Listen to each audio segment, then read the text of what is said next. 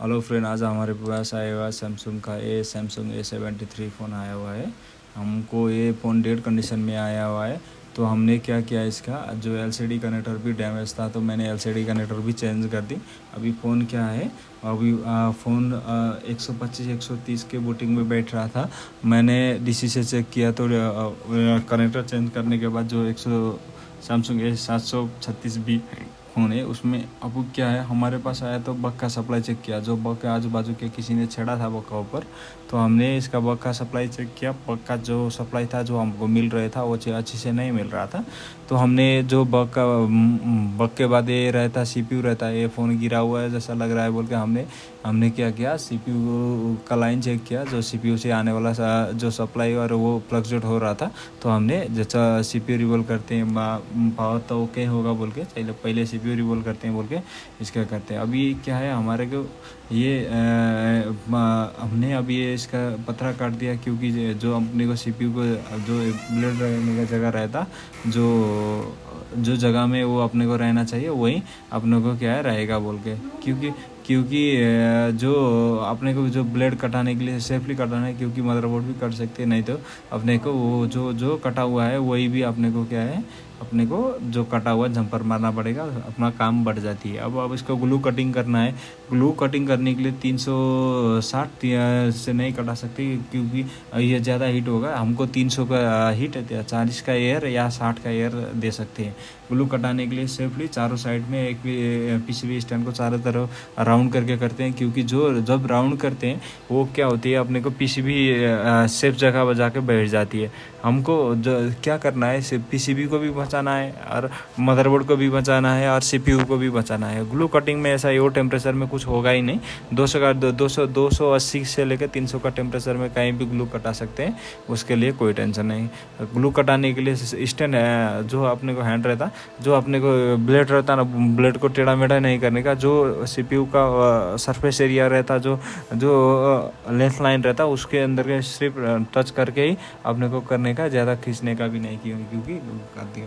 अभी CPU निकालते हैं। CPU निकालने का थोड़ा फ्लक्स डाल देते हैं। फ्लक्स के डाला क्यों डालते हैं, जब कभी कभार हम स्टैंड हम छिराते हैं तो हमारे क्या होता है, इसमें जब कंपोनेंट आजू बाजू उड़ने का चांस रहता है, फ्लक्स रहेगा तो वो कंपोनेंट नहीं उड़ेगा, इसलिए हम फ्लक्स रख दे जाए तो उसको हो जाती है। अब हम CPU तो निकालते हैं। CPU निकालने से आगे तो हमने क्या किया है, इसका बाजू का सरफेस एरिया हमारे इसमें क्या है, पिघलता है कि नहीं देखा, थोड़ा वो पिघला तो हम थोड़ा CPU को पंचर करेंगे। पंचर किया तो क्या होता है, CPU के अंदर एयर चला जाता है। एयर निकल गया तो CPU अपने आप निकल जाती है, कि कोई प्रेस करने का ज़रूरत नहीं है।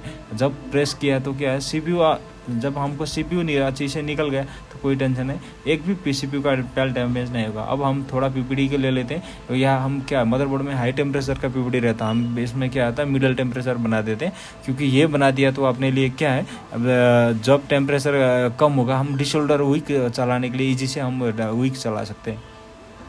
ये वीक चलाने के एक ही बार में चारों साइड वीक नहीं चलाने, पीछे को राउंड करके ये वीक चलाने का, क्योंकि जब राउंड हमने चला दी उसमें क्या होती है, कोई भी कंपोनेंट आने का चांस बहुत कम रहता है, क्योंकि कंपोनेंट जब हम एक ही बार चारों साइड किया तो पता नहीं चलता। अब साफ़ करने के लिए हमको कॉटन मेडिकल कॉटन आती है, वो मेडिकल कॉटन आके लेकर आने का, और उसके बाद कॉटन क्यों यूज़ करते हैं, ब्रश से बेटर कॉटन क्यों है। जब ब्रश मारते हैं, ब्रश में क्या हो, आज उसका सान वो थोड़ा PPD कट या कोई भी छोटा भी चीज़ IC के अंदर गया था ब्रश करने में, वो क्या होता, वो आया अपने को, फिर अपने को दोबारा काम करना पड़ेगा। इसलिए हम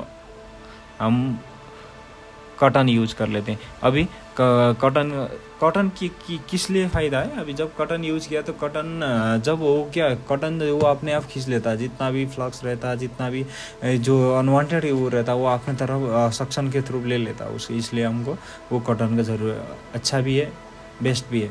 अभी मार्केट में कहीं भी मिल जाती है, वो मेडिकल वीक कॉटन बोल के आई जाती है, तो हम करते हैं। अभी देखते हैं कि दूसरा हम अभी क्या है, अब हमको आईसी को जो आईसी को क्लीन करने के लिए जब हमको क्या है मिड हाई टेम्परेचर और लो टेम्परेचर मिडल टेम्परेचर इसको कम्बिनेशन मिला दिया ना, वो डिसएलआर वीक भी अच्छे से चला सकते हैं। अभी हम सीपीयू को देखते हैं, सीपीयू कैसे इसको क्लीन करते हैं। हम थोड़ा फ्लक्स डालते हैं, फ्लक्स डालने के बाद हम थोड़ा हमको इसको क्या कर लेते हैं, पीपीटी का एक डब्बा के थ्रू एक स्क्रैप ले लेते हैं, उसमें वो आयरन चोपने का और वो वीक में ही रख देने का। वीक में रख दिया तो वो क्या हुआ, जितना भी रहता वो आपको हाई टेम्परेचर मिडल टेम्परेचर बनाते हैं। जब हम निकाल दिया तो अच्छी से क्या होती है, हमको ये निकल जाती है। देखिए क्या कैसे अच्छी से निकल रहा है कि ये ग्लू कोई भी हम लगा दिया तो कोई अच्छी से ही निकल रहा है।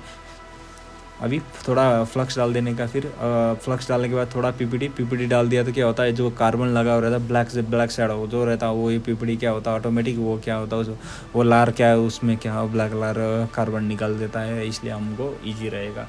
तो हम फिर अभी उसके लिए चारों साइड देखते हैं कि उसमें कैसा करना है या कैसा नहीं करना है।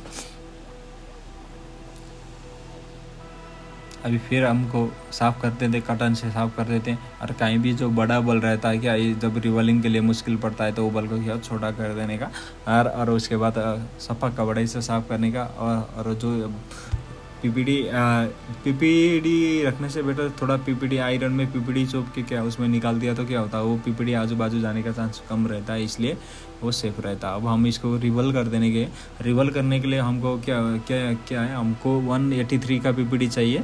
183 का पीपीडी की 138 83 130 25 और 215 बहुत है पीपीडी। हम सबसे बेस्ट है 183 और हमको 153 भी बेस्ट है, बट यूज़ ज़्यादा होती है 183। अभी अब देखते हैं एक बार अभी क्या है, अब रिवॉल्विंग तो कर रहा है। रिवॉल्विंग करने से आके अब हम आईसी के अंदर कोई एनसी पैड होना नहीं चाहिए, क्योंकि जब कोई भी एनसी पैड रहता तो हमको क्या है वो पैड नीचे रहता है तो हमको रिवॉल्विंग में फिर दोबारा ही करना पड़ेगा। तो इसलिए हमको एनसी बॉल को भी देखना ज़रूरी है। अब पीपीडी को क्या है, पीपीडी अप्लाई करने से आगे हमको करना है थोड़ा पीपीडी डब्बी से ले लेते हैं और वो लेने के बाद हम पीपीडी क्या सुखाते हैं थोड़ा, वो कहीं भी टिश्यू में या कॉटन में वो कपड़े में या कहीं भी उसको 1-2 बार राउंड करके क्या उसको क्या कर देते, उसका जो लिक्विड रहता है उसको सुखा के बाद उसके बाद अप्लाई कर देने का। और अब अपने को हीट रिबल करने के लिए जब हमको अब 300 का हीट और दो अपने को रहता है क्या है 60 का एयर, अपने को इसमें 2 में कर देने का। नहीं तो आपको 360 इज़ बेस्ट फॉर हीट रिबलिंग के लिए। और उसके बाद क्या है, अपने को कहीं भी ओपन बॉल रहता है उसमें अपने को रख देने का। जो भी पैड डैमेज रहता है वो क्या रीअप्लाई कर देने का या पीपीडी भर देने का। उसके बाद जो आईसी डॉट रहता है वो आईसी को क्या है वो जो लोकेशन रहता है वही लोकेशन में रख देने का, क्योंकि आईसी का 2 डॉट रहता है तो डॉट के हिसाब से रख देने का। और फ्लक्स थोड़ा डाल देने का, ज़्यादा नहीं तो ज़्यादा डाल दिया तो सीपीयू हिलने का चांस बहुत ज़्यादा रहता है। तो हमको क्या करना है, और थोड़ा ये सीपीयू तो डालने से 1-2 बार 3 बार 4 बार हीट कर लेते हैं। जब 1-2 बॉल नीचे जाती है उसके बाद क्या होता है तो थोड़ा ज़्यादा फ्लक्स डाल के उसको क्या करते हैं सीपीयू को एक बार हिला देते हैं, उसके बाद हो ही जाती है कि हमको ये फ़ोन ऐसे करना है बोल के हो ही जाती है। चलो मिलते हैं अगले वीडियो में।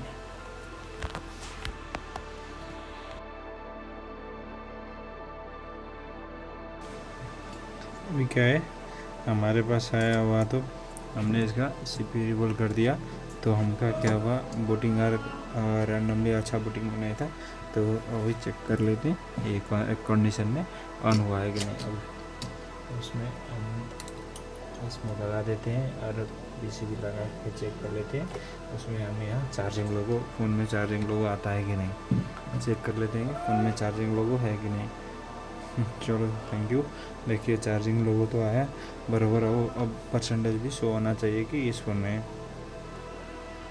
चलो परसेंटेज भी शो हो गया। उसके बाद पावर ऑन करके चेक कर लेते हैं फ़ोन का कंडीशन क्या कंडीशन में है बोल के। देखिए ये अपने का फ़ोन तो ऑन हो गया, अभी प्रॉपरली ऑन हुआ। देखते हैं कि और क्या क्या होती है। कोई भी काम करने से आगे क्या है आपको थोड़ा ध्यान देके काम करना पड़ेगा तो सब हो ही जाती है। चलो इसमें पावर ऑन करा के देख लेते हैं। फ़ोन कोई भी फ़ोन फर्स्ट बूट और सेकंड बूट से ऑन होती है। चलो प्रॉपरली ऑन हुआ और टच वच भी परफेक्टली काम कर रहा है। मिलते हैं अगले वीडियो में। Bye bye.